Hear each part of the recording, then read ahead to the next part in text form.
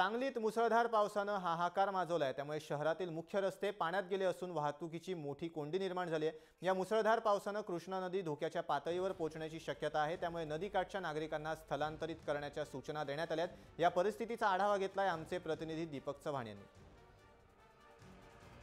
पातळी वाढते आहे आणि त्याच्यामुळे तुम्ही आपली व्यवस्था करण्याच्या हेतूने त्या लोकांनी व्यवस्था करण्याच्या हेतूने आम्ही त्यांना कळवलं। आपत्कालीन व्यवस्थापनामध्ये जे काही आवश्यक असणारी सर्व शासकीय यंत्रणा त्याबरोबर स्वयंसेवी संस्था या सर्वांचं एकत्रीकरण व्हावं, त्यांना सर्वांना एकत्रितरित्या प्रयत्न करून ह्या लोकांना सुविधा मिळाव्यात ह्या हेतूने सुद्धा आज आम्ही नियोजन केलं आहे।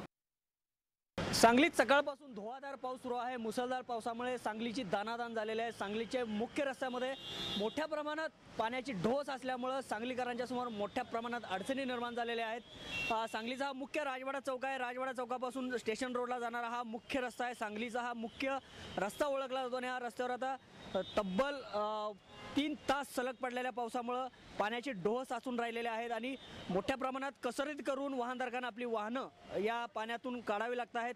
सांगली शहरातील बहुतांशी रस्त्यावर हेच चित्र या ठिकाणी पाहायला मिळत आहे, कारण मोठ्या प्रमाणामध्ये सकाळपासून धुवाधार पाऊस सुरू असल्यामुळे या पावसानं सांगली शहरामध्ये तळ्यांचं स्वरूप या ठिकाणी प्राप्त झालेलं आहे आणि ठिकठिकाणी वाहतूक कोंडी, या वाहतूक कोंडीला सांगलीकरांना सामोरं जावं लागतं आहे। अत्यंत बिकट परिस्थिती सांगलीमध्ये निर्माण झालेली आहे।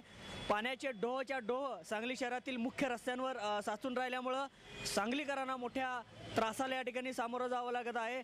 पाऊस अजूनही जोरदारपणे सुरू आहे आणि पावसाची ही रिपरिप अशी सुरू या ठिकाणी राहिली तर नजीकच्या काळामध्ये सांगलीमध्ये पुराची शक्यता सुद्धा नाकारता येत नाही, कारण सांगलीच्या कृष्णा नदीची पातळी आता 33 वर पोहोचलेली आहे आणि काही सखल भागामध्ये पाणी शिरल्यामुळे तिथलंही स्थलांतर करण्यात आलेलं आहे।